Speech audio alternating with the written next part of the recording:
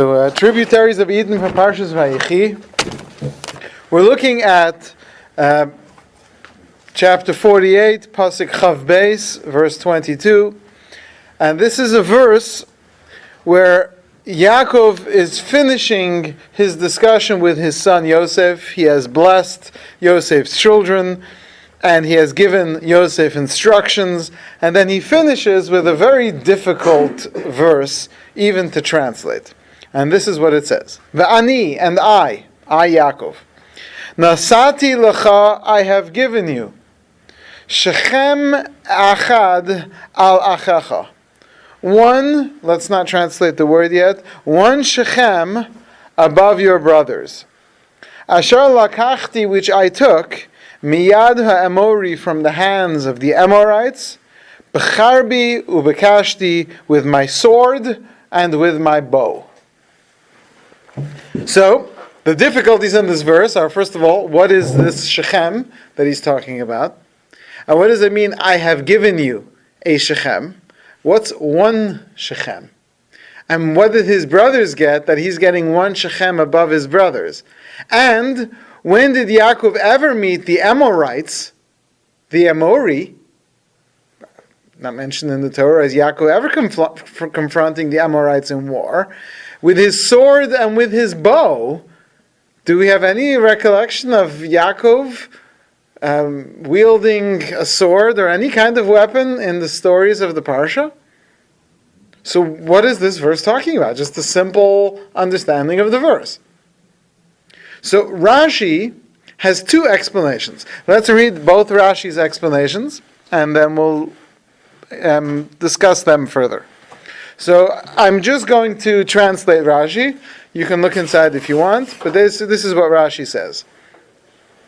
I have given to you, because you have worked to involve yourself with my burial, therefore I too have made arrangements for your burial. And what is that? The city of Shechem. In fact, today, the tomb of Joseph, the tomb of Yosef, is in the city of Shechem. It is actually not in our hands today. And because of that, there were some issues a number of years back with the tomb of Yosef. But Yaakov is saying, this is the first explanation, because you've worked so hard, you've given me a promise, and you're going to make arrangements for my burial, I am declaring now that the city of Shechem will be your, Yosef, your burial place. But he bought it. He didn't fight for it. Don't we have it recorded that he bought that? Yeah, Yaakov actually purchased that land with money, as it mentions earlier in the Torah. And we discussed this a few weeks ago, that the irony of the three places that the Jews purchased with money, and we have difficulty over them, is the Temple Mount we actually bought with cold, hard cash, and there's enough of a dispute over that. The Ma'aras HaMachpelah, Hebron, we purchased with plenty of money, and we are still fighting over that. And the Shechem is not even in our hands at all, while all these other places that we actually had to fight for, those seem to be given to us, at least for now. Anyway, so... Didn't they conquer Shem? I thought that... Before that, Yaakov purchased a place to live. Paid a lot of money for the whatever plot of land. Afterwards, when they, in the city of Shechem, did what they did to Dinah, they wiped out the city. But before that, Yaakov, it says in the Torah, Yaakov paid a lot of money for a place to live. Okay, so Yaakov is saying to him, you made arrangements for my burial, I've made arrangements for your burial, which, by the way, we're not going to go into this, but some of the commentaries ask, remember at the beginning of the Parsha, Yaakov says to him, you should do for me chesed ve'emes, a chesed and truth. And we say, what's the chesed shel emes? Because whenever you do something for someone who has already passed away, that's the truest chesed, because you don't expect anything in return. Which is interesting, because Yaakov tells him to do a chesed shel emes, but then he actually has a payment plan in place for Yosef. After Yosef makes all the promises, says, yeah, I'll do it, with no expectation of reward, he then says to him, and by the way, there's something waiting for you when you get there. Continues Rashi, Shechem, one above your brothers, means literally, Shechem means the city of Shechem is given to you above all the rest of your brothers, which means that everyone's going to get a portion in the land, and you're going to get a portion in the land plus the city of Shechem. So far we understand the words, and I have given you, meaning I'm already giving it to you, one Shechem, meaning this one special thing above your brothers. Continues Rashi, which I took from the Amorites with my sword and my bow, because when Shimon and Levi killed all the people of Shechem, all the surrounding cities came to attack them, and Yaakov went to war against them, as the Medrash tells us, and Yaakov won that war. In fact, if somebody wants real entertainment, like serious comic book level entertainment, you can get hold of the Mi'am Loes, and where it's translated into English. It has a full account of the battles of Yaakov and his sons. And it tells you about all the different sons of Yaakov and their special talents that they had in war. One was an archer, one was a strong man. There's a whole midrash that fills us in on this fascinating battle and all the different enemies that came out to fight against Yaakov and his sons. But the midrash Rashi's quoting just says that there was a war and Yaakov won it, which is interesting because this war is not really mentioned in the Torah. There's some allusions to it, but this is probably the closest outright mention of it, which is that Yaakov said, I got Shechem, meaning after we wiped out the city, we then had to fight a whole war, and it involved my sword and my bow, and therefore by the laws of international conquering, whatever the system of those rules are, when you conquer a place, you win it by war, it is now officially yours, and so therefore I give it to you, Yosef. That's explanation number one on this verse. I thought where Shimon and Levi killed off Shechem, right after that Yaakov was very upset with them and he said, you would cause the other nations to be angry at me. Right. I thought, but it turned out that Hashem made it so that they weren't angry with him. Right. So it says when they left, the fear of them was upon all the surrounding areas, Right. but that was after the war. In other words, there was a war, they won the war, and at that point they traveled freely through the land and nobody bothered them. So there actually was a war, and who came out to fight him besides Amori? All the surrounding peoples, and the Amori were the most powerful, so it's named after the Amorites. But again, I recommend if you want a good, entertaining read, some of it sounds a little too what's the right word? Swashbuckling? Is that the? But take a look. It's a very interesting medrash. Take two in Rashi. Rashi is going to offer an entirely different explanation of the verse, again, just in translation. I have given you one Shechem, says Rashi, Shechem is the firstborn right. That Yosef will have his children take two portions. Shechem, the word Shechem, can mean portion. And he quotes some other verses where the word Shechem means portion. And one of them is a very interesting one, which is a verse in Tzfanya. The verse in Tzfanya talks about the future days when all the world will serve Hashem, Shechem Echad. La'avdo, az efo chalamim safa berura. Then I will turn to all the nations a clear speech. Likro b'shem Hashem, they will all call in the name of Hashem, la'avdo Shechem Echad, to serve him one Shechem. So there means, Shechem means one state of mind, or one portion, or one allotment. Meaning they will all be serving Hashem on the same level. And we'll get back to this verse, because this verse is a very important verse. But continues Rashi, which this firstborn right I took from the hands of the Amori is a reference to Esav. because either Esav behaved like an Amori, or, a little more homiletically, because Amori means the talker, or the trickster, or the swindler, the one who was Tzayid Befiv, who trapped Yitzchak Avinu with his mouth. So I took it from that Amori, from that talker. Becharbi ubekashti means charbi, my sword, is my sharpness, my wisdom. Ubekashti, from the language of bakasha, which is prayer. And therefore the verse would translate, and I am giving to you the firstborn right, and one portion over your brothers, which I took from Esav with my wisdom and my prayer. And it's very interesting that these are two separate explanations, and they both flow parallel paths in the verse, and we're to understand that both explanations are on some level true. However, there's more that needs to be looked at here. So that's Rashi, and now let's take this a little bit deeper. We go to the Gemara in Bava Basra, 121.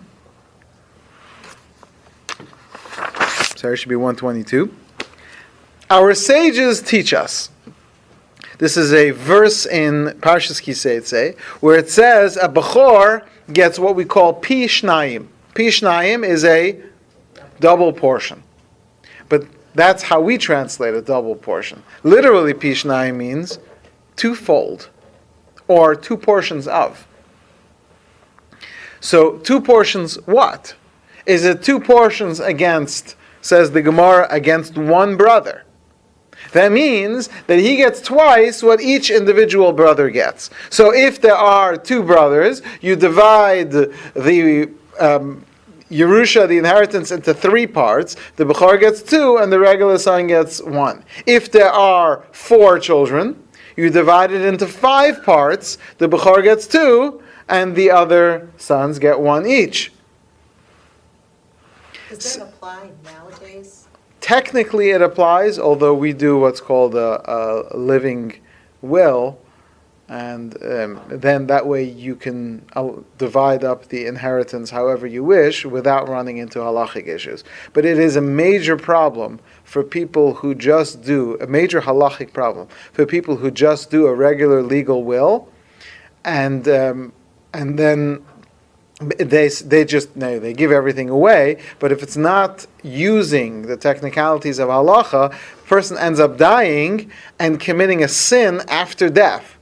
Because the Torah says that the money should be divided in a certain way. There's certain allotments for the girls, there's certain allotments for if there's a widow, or all these other things. There's a certain system for how things should be divided according to Torah law, and it is a positive commandment in the Torah to divide up the inheritance that way. Now, it doesn't say anywhere in the Torah that you have to own anything to divide, so there's no issues with someone giving away everything they own before they die to whoever they want. They can give it all to save the whales, and they have not transgressed the commandment of inheritance. But if they leave it in their will that it should go to the whales, then they have failed the positive commandment to if they have money left over. That's why it's very important. I'm sure you've seen this. There's always these programs and workshops that are special community programs to help people understand what a halachically sanctioned will is. So if you put it like in a revocable living trust, you're okay? Well, I'm going to try to avoid answering that question. They have to understand exactly how it works. But yeah, in that case where it all goes when it's living. Right, so then that's okay. I'm just saying, without getting into the technicalities, it's a very complex issue, and that's why what they've done today is they've actually written up a legal, something which works in court, a legal contract, which works with the halacha, and that way one avoids all those issues. And most local Orthodox rabbis would be more than happy to help people arrange for that. But there's always programs in the community to set these things up. There's a flyer up right now for one in January. Oh, is there? Yeah. Okay, Yeah. all right. Well, there you go. There's a free plug. Where? It's going to be. I think it's at the Wi-Fi. Is there a flyer upstairs? I didn't see Probably. a flyer, I saw it in the Likutei Pshatim. It's, I think it's this Sunday. at 10 Oh, o'clock. well, it would make sense if it would go according to this. Okay. Okay, says the Gemara. Okay, so but all I know is that that he gets two portions, and we're assuming he gets two portions against one brother. Says the Gemara, how do you know that? Oh, eino elapishnayim b'chala nechasim. Maybe what the Torah means by a double portion is he gets twice the amount of all the other brothers together. So maybe if there's 5 children, maybe we should divide it all up into 8 parts. 4 goes to him, and then 1 to each one of the other 4 children, so that he has, or better yet, maybe he should get 8 and they should get 4. So yeah, that would be correct. Divide it all into 12 parts. He gets 8 and they get 4, 1 each. Maybe that's what the Torah means when it says that the firstborn gets double. Says the Torah, no. Says the Gemara, no. Because it says in this week's parsha, and I have given you Shechem echad alachecha, I give you 1 portion above your brothers. And since I give you 1 portion above your brothers, Shechem echad, that extra word echad is to teach you that the way that the firstborn son gets is double any 1. Shechem echad, 1 extra portion over your brothers. And the Gemara adds in a parenthetical statement. And this is parenthetical, but we're going to come back to it. It's very important. Says the Gemara, what does it mean in that verse? Totally off the subject. But once you mention the verse, if you know the Gemara wants to know what does the rest of the verse mean. What does it mean he took it from the Amorite with his sword and his bow? What does that mean?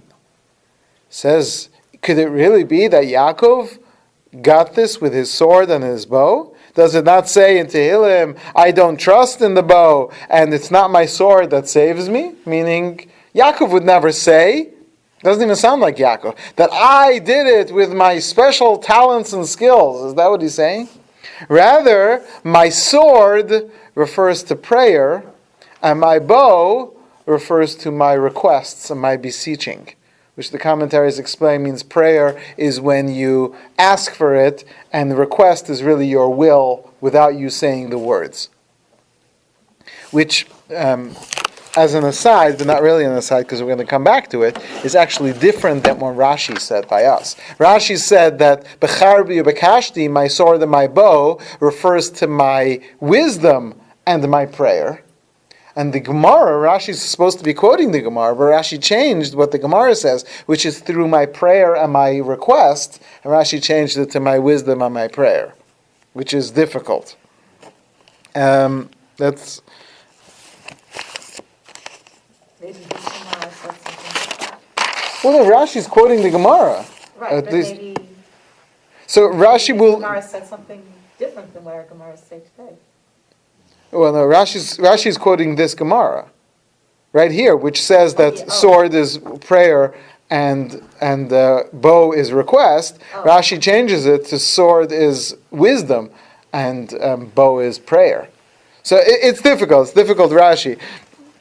And the Gemara continues. Says the Gemara, but how do you know that the portion that Yaakov gave to Yosef is a full portion? Maybe you just gave him an extra palm tree. How do you know what size the gift that Yaakov is giving to Yosef? Both his sons inherited separately. Well, where do you see that in this verse?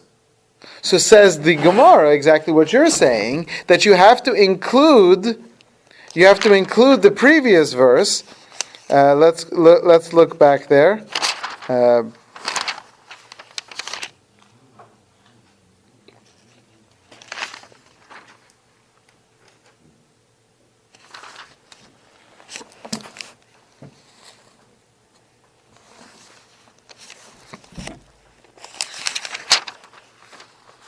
All the way back on page 270, 271.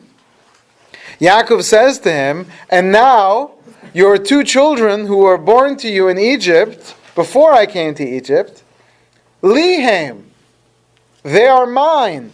An interesting statement, right? Yaakov says, your children, they are mine. What does that mean? They're considered Ephraim and Menashe, Kiruvain v'Shimon yihiu li. Ephraim and Menashe should be like Ruvain and Shimon. Meaning, Reuven lost his Bechor, he's now a regular son. Ephraim and Menashe are like Reuven and Shimon. Each one of them gets one portion. There are now two sons of Yosef who are taking the position and role as if they are both sons of Yaakov. And therefore, that's how we see from that previous verse that it means that Yosef gets a double portion equal twice as much as the other brothers. And it's interesting because usually inheritance doesn't work that way. Usually inheritance doesn't divide up equally amongst the children of the children. So what this means is that Yosef should be getting a double portion, and within Yosef's two sons, one of them should get 2/3 and the other one should get 1/3, because one of them is the firstborn of Yosef. Yaakov is so much taking them to be his own that they actually are not considered firstborn and secondborn of Yosef anymore. They're both equal because they're both now sons of Yaakov. That's very interesting because, and that of course explains why Yaakov would be allowed to place Ephraim before Menashe. You're not supposed to give the younger son before the older son. The answer is because through this process, these are not Yosef's children anymore, halachically speaking. Now, of course, this can't be done after the giving of the Torah, but before the giving of the Torah, things can still be manipulated in a way to work with the way they work in the upper worlds.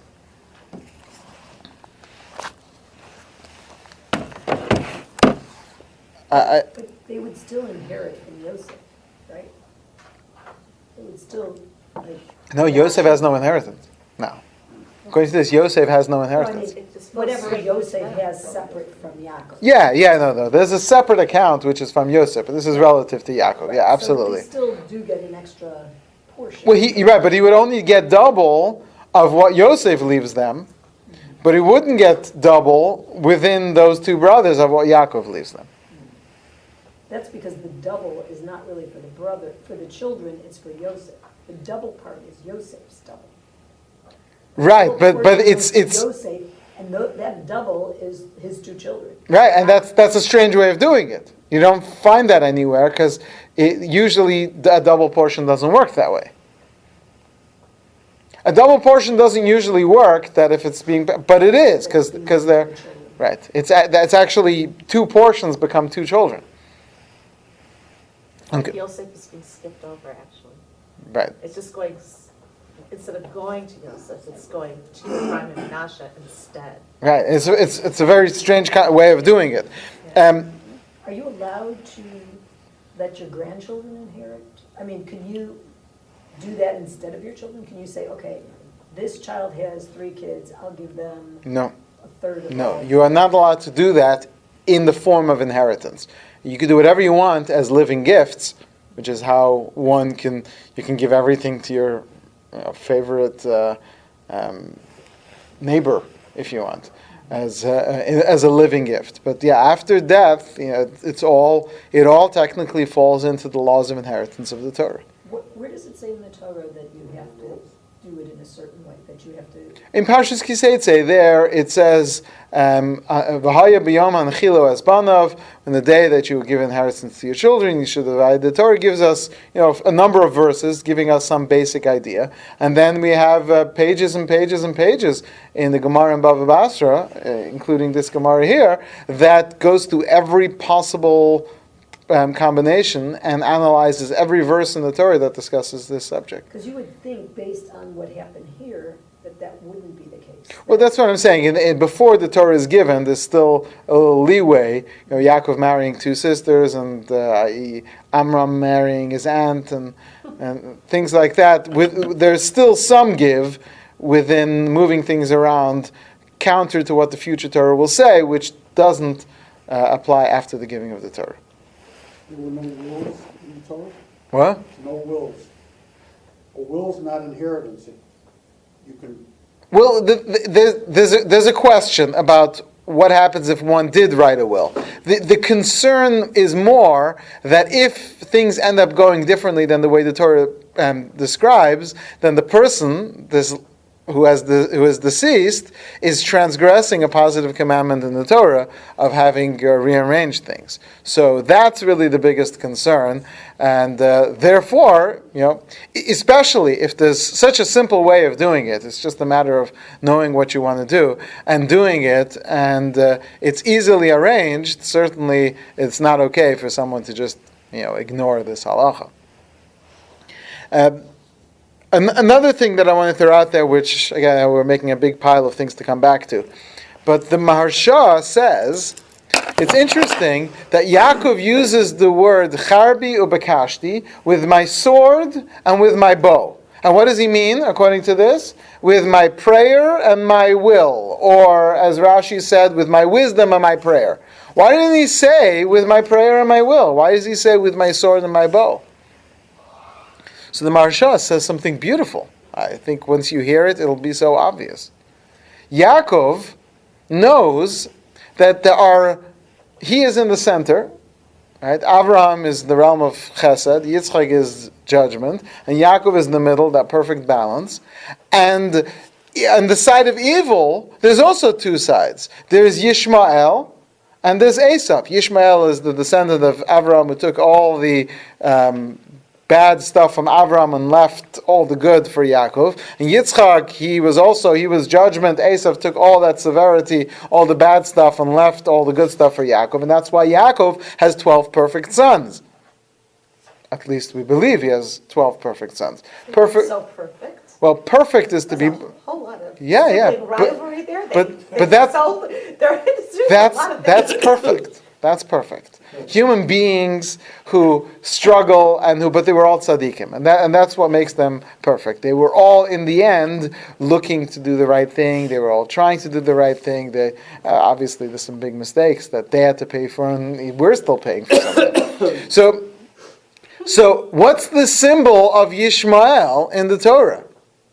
Rove Kashas. He shoots the bow. And what's the symbol, the instrument of Esav? Al charbecha tichya, by your sword you shall live.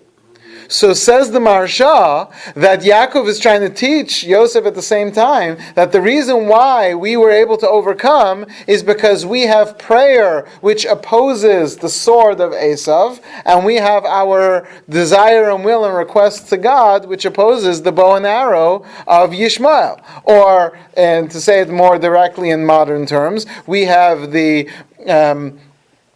have our power to pray, which helps us overcome the direct actions of what the Esavites might do to us. And we have the power of our will and request to God to overcome whatever may be shot to us with the equivalent of what a bow is today, of long-distance shooting, of whatever. Between prayer and request. So we said before that, and we'll stick with that for now, that prayer is what you say in the form of prayer, and request is more your will and the unspoken word, and more your desires and your will for what God should do to you. Because literally, bakashasi is more my needs and what I would request. Mm-hmm. Let's hold on to that for now. So how do you decide which one goes to which, overcomes which? So according to this, prayer overcomes Esav, and some type of internal will and desire to God, rather than a spoken prayer, would be more to combat Yishmael. I was curious about that, because I always thought that Yishmael has the word Shema in it, and you see the Arabs of today, and they daven. They pray 5 times a day. Right, and they pray with meaning and fervor. Right, and yeah. They have that prayer, so I kind of thought our prayer would be. Yeah, I would think so, but it could be that since their prayer is very meaningful because it doesn't reach deep enough. It's all outside. It's all passion.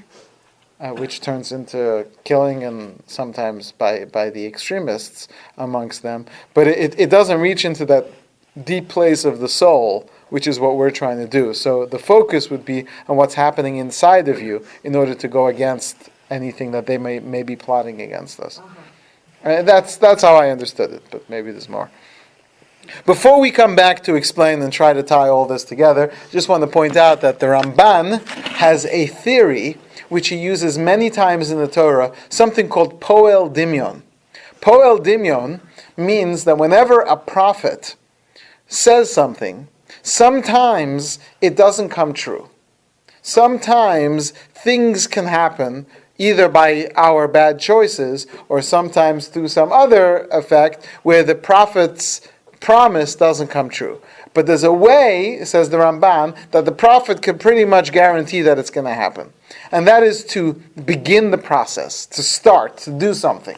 So for example, we find that Elisha tells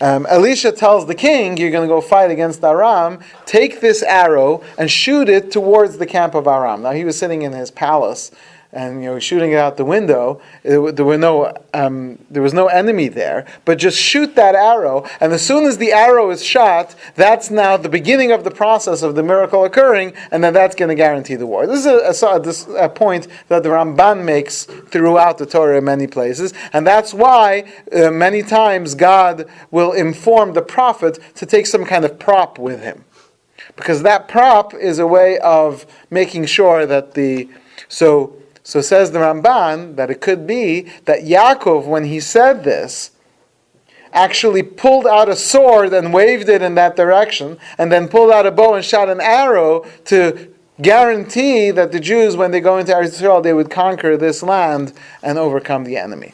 Just an interesting take on my sword and my bow isn't referring to some event in the past, but referring to, at that point in time, Yaakov, at the age of 147, pulled out the sword and waved it in that direction.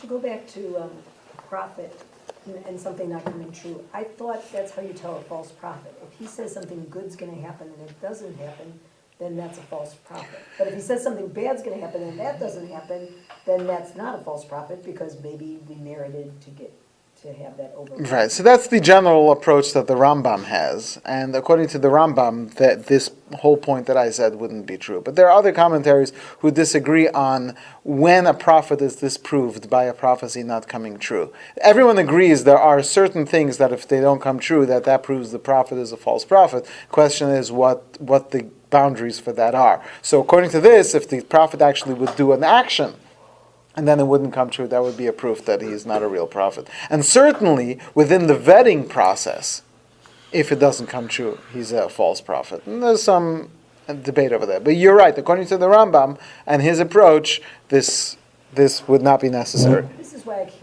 I can't imagine that when Mashiach comes that everybody's going to agree. Because everybody's got their own criteria. Oh, it's Mashiach if, no, it's Mashiach if you do this, it's Mashiach. And then how's anybody ever going to agree to it? The Rambam says that Mashiach does not need to make miracles to prove that he's Mashiach. And the Rambam is wrong. Because, I'll say it. My point. The Rambam is wrong because if he actually gets all the Jews to agree that he's Mashiach, that's a miracle. Yeah, that's I've said this before. I'll say it again. I was once having a discussion with a rabbi, and he made a joke, and it's a painful joke. He said, "Why is Mashiach taking so long to come? Because his suitcases are too heavy. Too many hats." So that's what he said. So I said to him, "It's funny. It's a joke. It's a good line, but it's not true because when Mashiach will come, these issues won't exist. It'll be so clear to all of us." It'll be what it might be more like is the story of Esther that the Gemara tells us. By Esther, there was a miracle. It says, "Vatihi Esther noses chen be'enei kol re'eha." Esther found favor in the eyes of everyone who saw her. And the question is, how is that possible that anyone should find favor in the eyes of everyone who sees her? It doesn't make sense. What about her competition? What about so the Gemara tells us that Esther had the kind of look where it was very difficult to tell her nationality. And there's people like this. There's people who have like this look where they could probably go for any nationality in the world and get away with it. So Esther had a look like that, and everyone was convinced that she was from their people. And when your I guess, representative from your nationality, from your country, becomes the queen of the world, it's automatic that the people will like her. And that's the... Okay. Let's take this a little deeper here. A Gemara in Psachim. This is a Gemara in Psachim 56a, giving us the history of something which we say all the time. We've had a discussion on this topic as well. If you look in the Chumash, in Parshas Va'eschanan, which has in it the Parsha of Shema, you will see that there's a big difference, a very big difference, between the way that Shema is written in the Torah and the way that we say it every day. Specifically, that difference is the silent insertion of the statement, Baruch Shem. Very big difference, that's just a little, something we add. You can't add things in the middle of Shema. If you interrupt, you can't interrupt in the middle of Shema. You can say words before, words after, but you're not supposed to talk in the middle of Shema. So where do we get to insert this line? And this is a difficulty that the Gemara deals with. Says the Gemara like this. Vayikra Yaakov el banav. Now this is the next verse in the Torah. We're looking at the end of chapter 48. The first verse in chapter 49. Yaakov called to his sons, and he said to them, gather, and I will tell you what will happen to you at the end of days. So everyone knows this. Rashi quotes it, but it's from this Gemara. This is the source, Psachim 56a. Yaakov wanted to reveal to his sons the end of days. He wanted to show them the end. He wanted to tell them exactly what the plan was. Could you imagine if we had a date for the end of days, for when things will be turned around? How incredible would that be? Don't we always say that if they hadn't done the Egel, then Moshe would have taken us into Israel, and then that would have been Mashiach. So there's so many ifs along the way. but still, there's knowledge of what the end will be. That's the contradiction between free will and knowledge. But the prophets did have a vision of when that would be. Daniel gave a date, and somehow it's vague because this is that quasi semi whatever area where we can't put together this contradiction of the fact that there is an end, but yet we still have free will at any moment to bring him. So he said, and he lost the the presence of God left him. He lost the prophecy. He lost that knowledge. Yaakov was going to reveal it to them, going to pass along the prophecy of the end of days, and it was wiped from his mind. He said, maybe, God forbid, one of you is blemished. Maybe one of you doesn't deserve. And he uses an interesting language. Like Avraham, who had Yishmael, or like Yitzchak, who had Esav. And his son said to him, Shema Yisrael. What's the translation of the word Yisrael here? Yaakov. Shema Yisrael, listen. Now, it's strange, right? Shouldn't they say Shema Abba? No, they're saying Yisrael. Because they are now in this state of prophecy. So, Shema Yisrael. Hashem Elokeinu Hashem Echad. Kishem she'ein belibcha ela echad. Just like in your heart there's only one God. Kach ein belibenu ela echad. In our hearts there is also only one God. You misunderstand. We are in the same place in our belief in God as you. So that's when we talk about 12 perfect children. We mean all of them were servants of God who served one God and one God alone, and that's all they were looking to do is serve God. In terms of calculations, humans make mistakes. Yeah, at that moment, Ba'osa Shah, Pasach Yaakov Avinu va'amar, Yaakov Avinu opened his mouth and said, Baruch Shem Kavod Malchuso La'olam Va'ed. Blessed is the name of the glory of his sovereignty forever and ever. Now the rabbis, it was their job to make clear what the mitzvos are. One of the mitzvahs in the Torah is to recite the Shema every day. They said, what should we do? Should we say it? Should we say Baruch Shem? Because that's what our forefather Yaakov and his son said. But Moshe didn't say it in the Torah. Should we not say it? But Yaakov said it. So therefore, we say it in a whisper. And all the commentaries say, well, how does that resolve it? Isn't that saying it? So you're whispering, you can't hear me? How does that resolve? And then the Gemara says the most puzzling analogy, metaphor that we could imagine. You know what this is compared to? This is like the princess who had a craving for the dough on the lid of the pot. In the old days, what they used to do when they made soup was they would make a soup, put in all the ingredients, and then they would put a layer of dough over the top of the pot, and all the junk, so to speak, from the soup would go up and get absorbed into the dough, and would make a very clear soup. And somehow that was, yeah, you can try it, why not? Because a lot of stuff comes up, it goes back down, the soup ends up having crumbs of all kinds of stuff in it, and all the stuff would be absorbed, because dough is so... Now, that dough tastes great, because it's a dough that's absorbed all the fats and all the stuff that's been rising up in the steam, but it's not for a princess to eat. The princess only eats the good stuff after the soup, after it's been... So the princess walks by the kitchen and she smells the dough that's been sitting on the top of the pot, and she has a craving for it. If she sends for it, it will be a disgrace. The princess is eating the stuff. But if she doesn't have it, she's going to feel that craving and want. So they bring it in secret.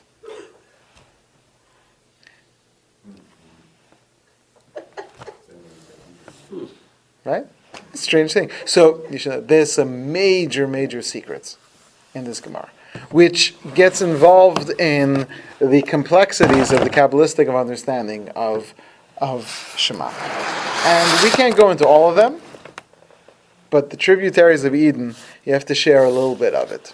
So let's try to just cover what we can, just on some level. If we can't understand all of it, whatever we get, we get.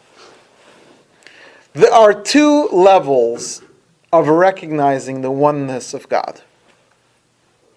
And I'm going to say them, and each one of these requires a whole, not just class, series of classes.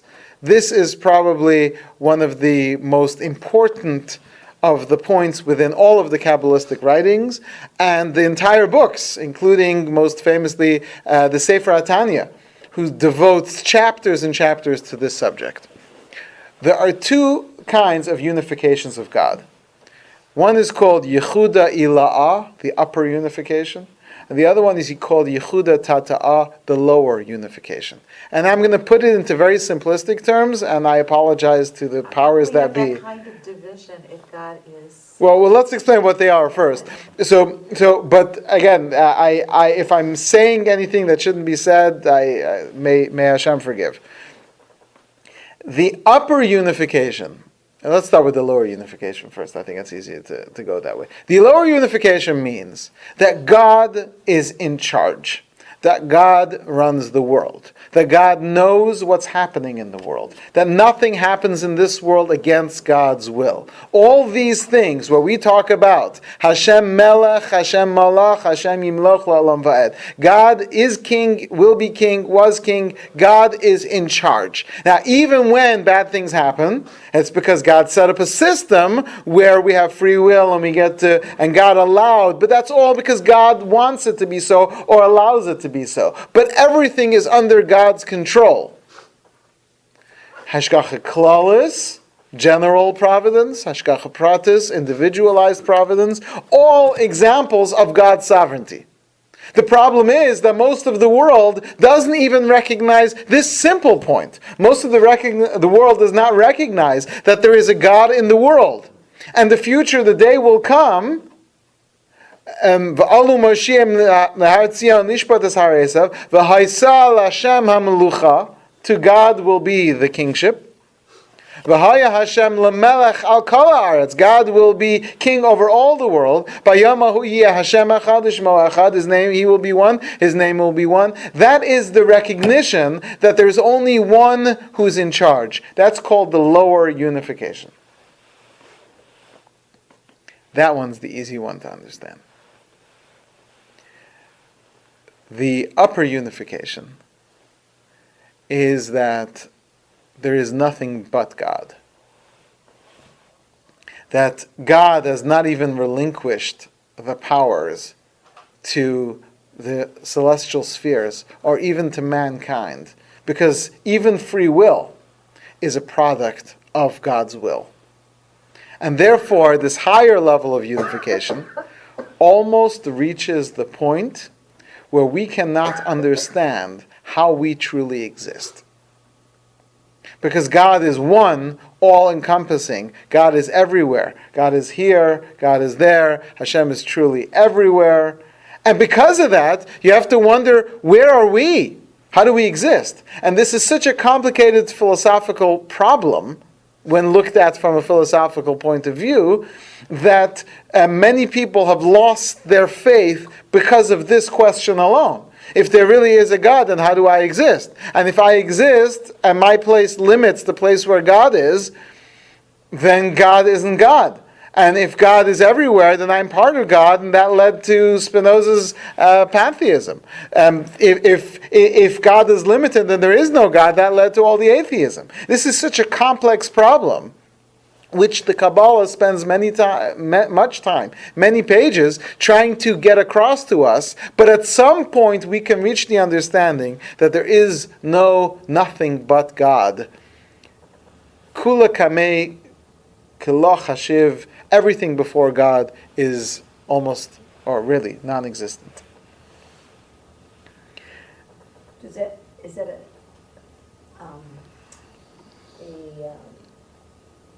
quantitative or qualitative? Like, you mean it as Hashem is it, there's nothing has real meaning except for Hashem? Or is it that there is nothing else? Well, I would say the first, the second, both neither. But it's somewhere in that place where those two start to become the same. Okay. God exists outside of time, however. God exists everywhere. According to this, He exists within Time as well. everywhere. Everything. But then He's bound by. He can't be bound by time. Not bound by time. That's certain. Okay. So if God is not bound by time, He also cannot be bound by space, because time and space are dependent upon each other. Yes. So how does that create a problem for the fact that we exist? Because we are bound by time and space. So in a sense, we're in a different realm. Okay, and in that, so now once you've got two realms, one where God is, one where God isn't, now God is limited.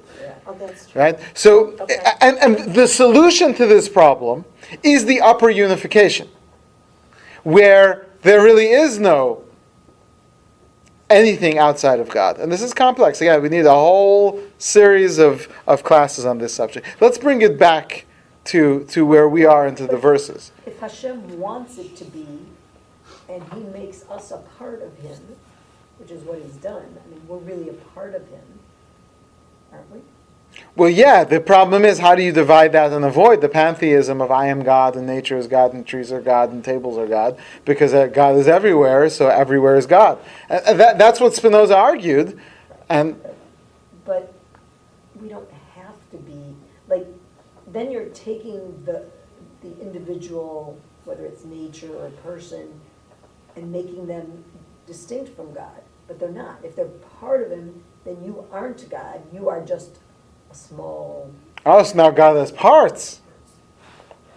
Right? And so now you're going to have to explain that and defend that position. This is And the so- next series of classes, please. What? This is what? This should be the next series of classes. It's a lot of this kind of arguing, though, for just hours and hours. It can get kind of... All right, we'll see. Eino Novado, yes?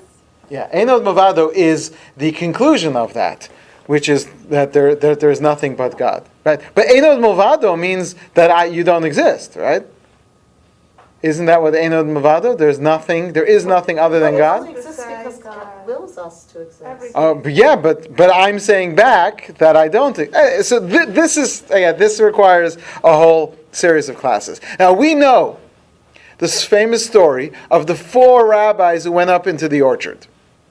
Rabbi Akiva, Elisha ben Avuya, and Ben Azai, and Ben Zoma. They went up into the orchard, which means, according to the Rambam specifically, they delved into exactly this area. They went up to a realm where they were trying to find the secrets to the truth of the universe and God's oneness. And it says, Ben Azai died. He died, his soul left his body. The holy books tell us it's because when he reached such a place of connection to God that he ceased to be able to return to his body. Ben Zoma lost his mind. He went insane. Elisha ben Avuya, sitting in the corner, losing his religion, he became a heretic. Only Rabbi Akiva, Nichnas b'shalom, Yatsa b'shalom, Rabbi Akiva went in peace and came out in one piece. Rabbi Akiva survived that ordeal. Says the Gemara, why did Elisha ben Avuya lose his faith? And we're told exactly what he saw.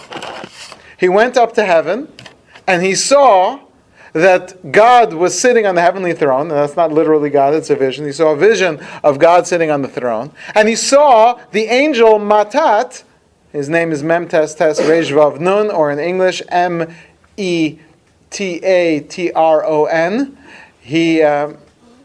He saw this angel was sitting and writing.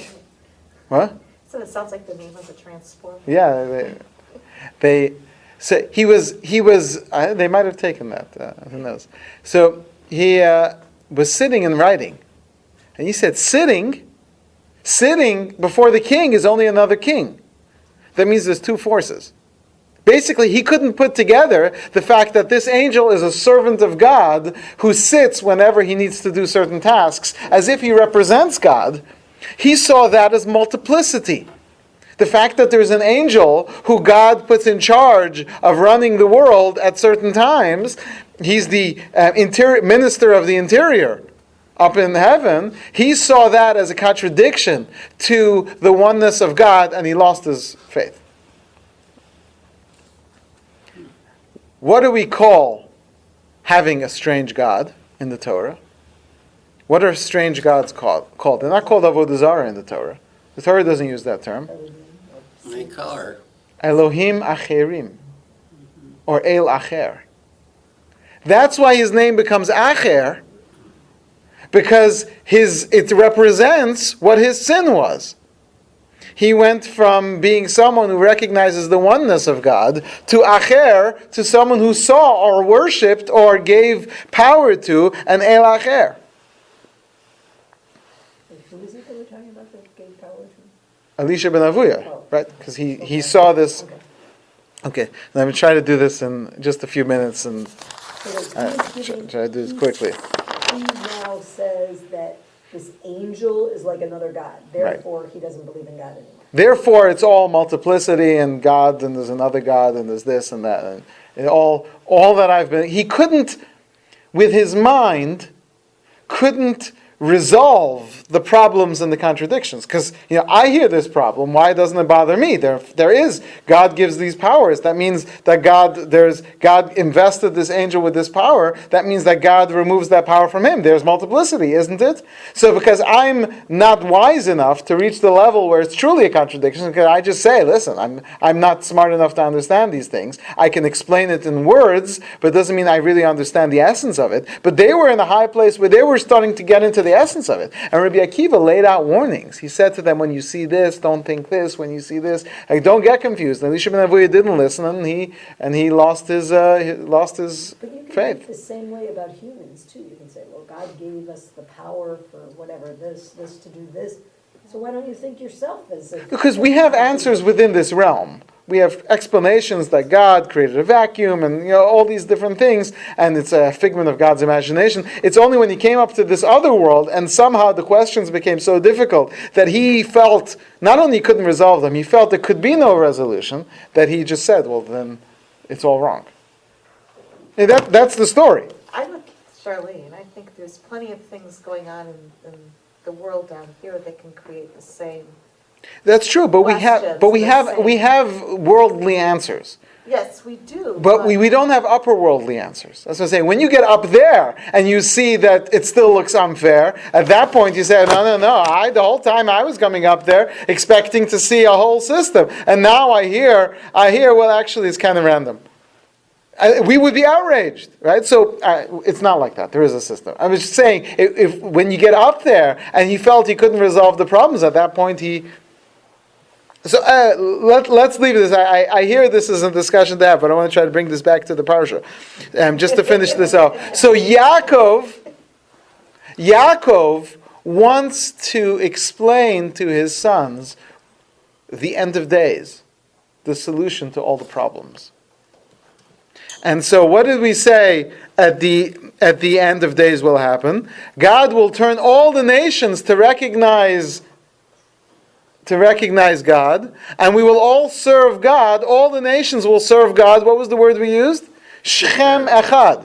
All the world will serve God as one Shechem. You know what Shechem is? Shem, Kavod, Malchusa.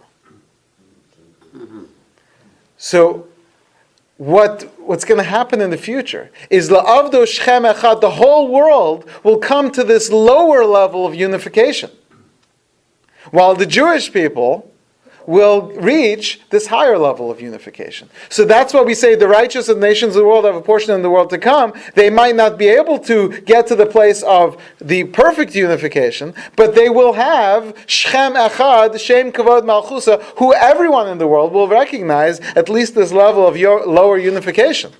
So Yaakov was trying to share this with them, and the Shechina's presence left him. What that means is that there's a blemish in one of his children.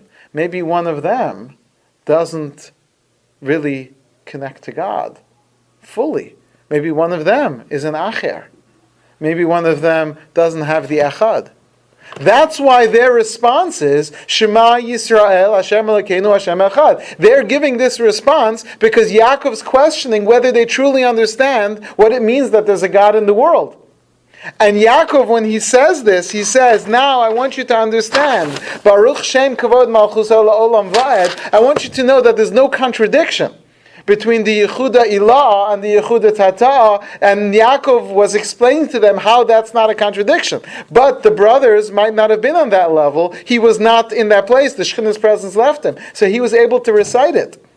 When Moshe says, Shema Yisrael Hashem Elokeinu Hashem Echad, he's not faced with the 12 tribes of Yaakov, he's faced with all the Jewish people. He's worried he can't say Baruch Shem, because saying Shema Yisrael and Baruch Shem together creates this contradiction which can lead you to Acher. Now, I hear this because this is deep. What's the last word in the first verse in Shema? The word Echad. What's the difference between Echad and Acher? The little back of the Dalad, the slightest drop of ink, is the difference between Hashem Echad and Hashem Acher, and El Acher. And that's why he becomes Acher, because he loses that little drop of ink, that the problems that he couldn't resolve. So Yosef was there, unlike the other brothers. So he says, Vani nasati lecha, I give you Shechem Echad. In other words, Shechem Echad. Shem Kavod Malchuso and Echad. I'm giving you that secret, even though to the rest of the brothers I won't be able to do so. And it's interesting that the difference between Baruch Shem, that verse has 24 letters, Shema has 25 letters, it's a difference of one letter. Because it's that difference of that one small drop of ink which could confuse us. And what we're saying now is that Yaakov recognizes Yosef. Yosef gets this double portion of Ephraim and Manasseh because of the wisdom Not just the prayer, but the wisdom within the prayer, the recognition of Shema Yisrael above Baruch Shem. Yosef was in that place, and therefore he gets the double portion of Menashe and Ephraim. May we merit soon to Mashiach ben Yosef and to the whole world recognizing that there's a God in the world and that we are His servants, and may we merit to serve Hashem both with the lower unification and to rise above to the higher unification and to serve Hashem. Bayom Ahu Yeh Hashem Echad Ishma Echad. Amen.